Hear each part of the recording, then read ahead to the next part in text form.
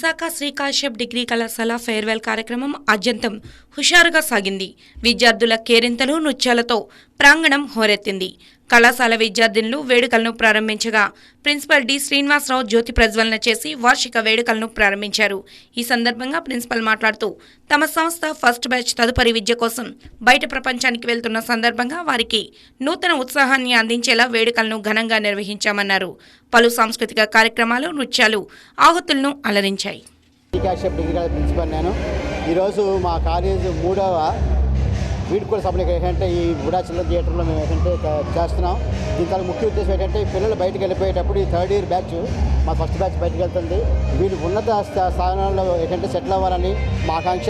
దానికి మా కాలేజీ యాజమాన్యం తరఫున, మా కాలేజీ తాలూకా అధ్యాపకుల తరఫున, అధ్యాపక సిబ్బంది తరఫున, మా తాలూకా జూనియర్ విద్యార్థుల తరఫున మేము వెళ్ళిపోయిన విద్యార్థులందరినీ కూడా ఆనందంగా ఏంటంటే అందరినీ కూడా పంపిస్తున్నాము. వీళ్ళు ఏంటంటే ఈ పైకి వెళ్ళిపోయిన తర్వాత వీళ్ళు ఏంటంటే ఉన్నత శిఖరాలు అధిరోహించాలని, మంచి మంచి ఉద్యోగాలు చదవాలని మా అందరి ఆకాంక్ష.